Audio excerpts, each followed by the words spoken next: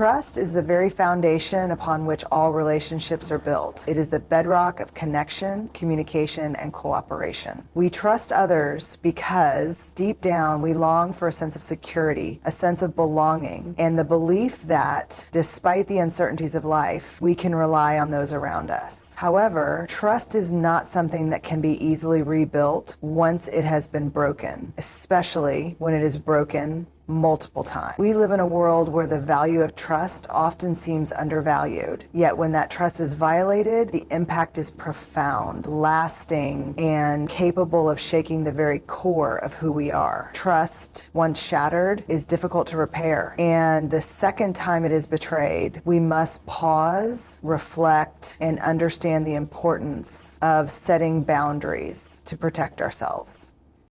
Single betrayal, though painful, might be something we can endure. We might forgive, rationalize, or move past the incident, hoping that it was a one-off mistake, a lapse in judgment. We all make mistakes. We all have moments where we fall short of our own standards. It's part of being human. But when the same person betrays us again, it becomes something else entirely. It's no longer a mistake. It's a pattern. And this pattern, if allowed to continue unchecked, reveals something deeper about the person who deceives us and about ourselves.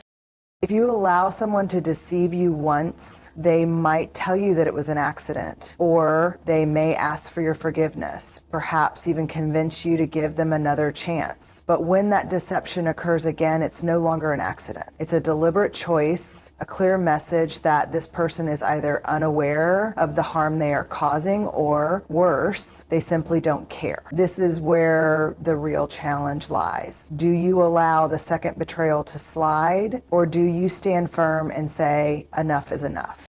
The end isn't easy. It requires an understanding of the value of your own self-worth and the recognition that your trust is not a commodity to be traded recklessly. Trust, once given, should never be taken for granted, and neither should you. You must learn to recognize when kindness is being exploited, when your trust is being manipulated, and when you are simply being taken advantage of. Fool me once, shame on you. Fool me twice, shame on me. This proverb is often quoted in passing, but its depth is something we often fail to understand. It speaks to the crux of human nature, the tendency to forgive too easily, to let the first betrayal slide with the hope that things will improve. But the second time, the lesson must be learned. We cannot continue to ignore the signs. To trust someone after they've already broken that trust once is an act of foolishness, not kindness. The second betrayal is not just a betrayal of trust. It is a betrayal of your own sense of self-worth. It tells you that your value can be discounted, that your boundaries can be crossed, that your emotions, your time, and your energy are not worth protecting.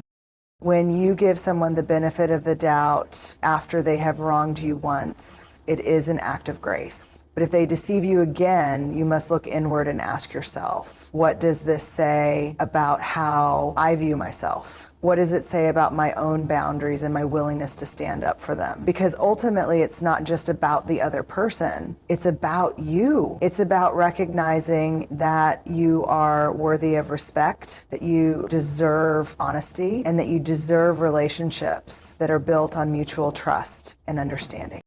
One of the most painful truths we must face is that sometimes the people we trust the most are the ones who will betray us the hardest. This doesn't mean that all people are untrustworthy, nor does it mean that we should retreat into ourselves and shut out the world. It simply means that we must be cautious, vigilant, and wise. Trust is a gift, not something to be given away freely to anyone who asks. When you allow someone to deceive you once, you are offering them a chance to prove that they are worthy of your trust. But when they fail to live up to that trust, you must recognize that this failure is not yours to bear. It is theirs. The second betrayal is often more damaging than the first, because by then you have invested more of your heart, your mind, and your spirit into the relationship. You've allowed yourself to believe in their sincerity, to hope that they would change. And when they don't, it can feel like a personal failure. But the truth is, it is not your failure, it is their choice. They have chosen to deceive you again. And in doing so, they have made a clear statement about their character. It is not for you to fix, nor is it for you to continue enabling. The only thing you can control is your own response. When trust is broken, it leaves behind a scar. That scar may fade over time, but it remains a reminder that trust must be earned, not given lightly. When someone deceives you for the second time, that scar deepens. It forces you to reevaluate what you value, what you stand for, and what you are willing to tolerate. It may force you to confront the reality that some people are not worthy of your trust, and that is an uncomfortable truth to face, but it is a necessary one. If you continue to allow others to betray your trust without consequence, you are teaching them that their actions don't matter. You are teaching them that you are not worthy of respect. And that is a lesson you should never teach anyone, not for your own well-being, and certainly not for the sake of the relationship. The key to overcoming repeated deceit is not simply in cutting people off or withdrawing from the world. It's in learning to recognize when your boundaries have been crossed and when it's time to stand firm. It's in understanding that while forgiveness is important, so too is the need for self-respect. We are all worthy of being treated with honesty, integrity, and kindness. And when those qualities are not present, we must not be afraid to walk away. Ultimately, trust is not something that can be rebuilt after multiple betrayals. Once it is broken, it must be earned again. And earning it requires more than just words. It requires actions. It requires consistency. It requires a deep understanding of the impact that betrayal has on the person who was deceived. And if that understanding is not there, then there is no foundation upon which to build trust. Without trust, there can be no relationship. At least not one that is healthy or sustainable.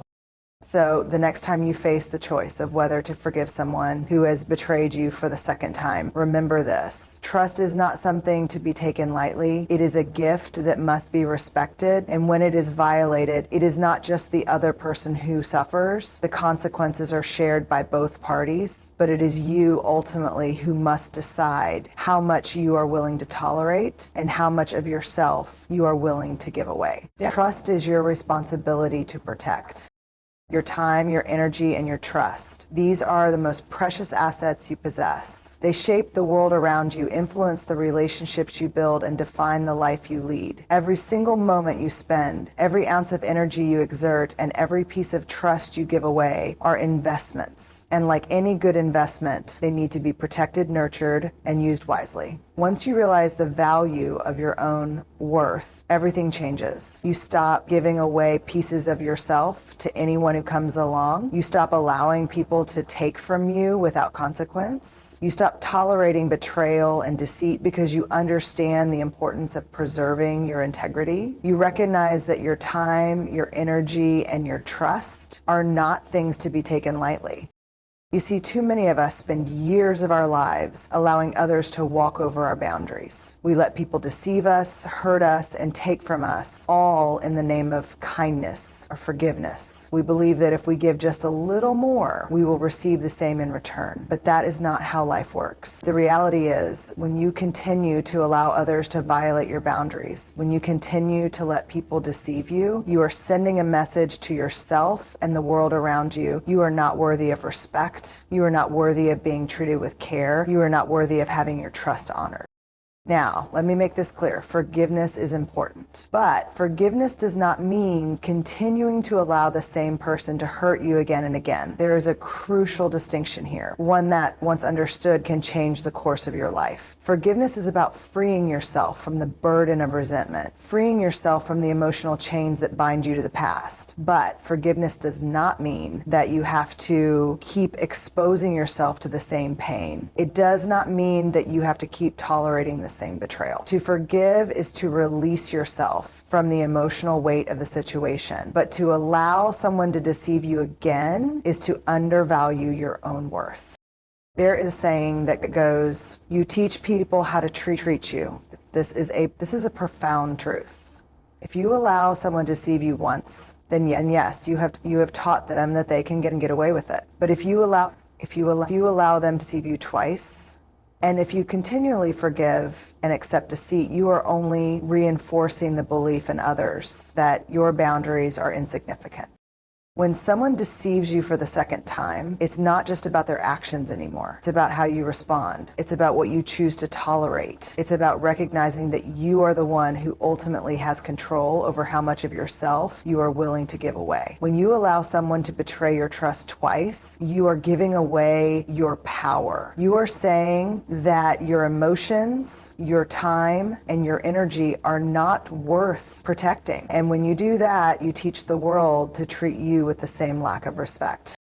This is where self-worth comes into play. The moment you begin to understand your value, the moment you recognize that you are worthy of being treated with integrity and honesty, everything shifts. You stop tolerating people who lie, deceive, and take from you without ever giving anything in return. You stop believing that you are somehow obligated to forgive those who continue to harm you. You realize that you do not need to sacrifice yourself for others, especially when those others have shown you time and again that they are not worthy of your trust. When you understand your worth, you set boundaries. And those boundaries are not just about protecting yourself from the actions of others, they are about protecting the life you are building for yourself. You cannot afford to waste time, energy, and trust on people who repeatedly show you that they are not worthy of it. Your time is too valuable, your energy too precious, and your trust too sacred to be squandered on those who will not honor it. To protect your time, energy, and trust is not a selfish act. It is a necessary one. You cannot pour from an empty cup. You cannot give your best self to others if you are constantly being drained by people who do not appreciate your worth. You cannot fulfill your purpose in life if you are constantly allowing others to take more from you than you are willing to give. And when you recognize your own value, you will stop allowing people to deceive you, to take from you, and to use you for their own benefit without ever offering anything in return. This is not about cutting people off recklessly or without reason. This is about making wise decisions about who you allow into your life and how much of yourself you are willing to share. It's about understanding that some relationships are not meant to last, that some people are not meant to stay in your life forever, and that you do not owe anyone your time, energy, or trust if they have repeatedly shown you that they do not deserve it. It's a hard truth, but it is a truth nonetheless. Not everyone deserves your trust. Not everyone deserves your time, and not everyone deserves your energy. The moment you realize this, the moment you start to set boundaries and protect your worth, you will begin to see your life transform. You will start to attract people who value you for who you are, who respect your boundaries, and who understand the importance of trust and integrity. You will stop attracting those who want to take from you, and you will begin to attract those who want to build something with you. So remember this, your time, your energy, and your trust are the most valuable things you have. They are not to be given away lightly. Protect them, guard them, and never, ever allow anyone to take them from you without your permission. You are worthy of respect, you are worthy of honesty, and you are worthy of relationships that honor your worth. Don't let anyone convince you otherwise.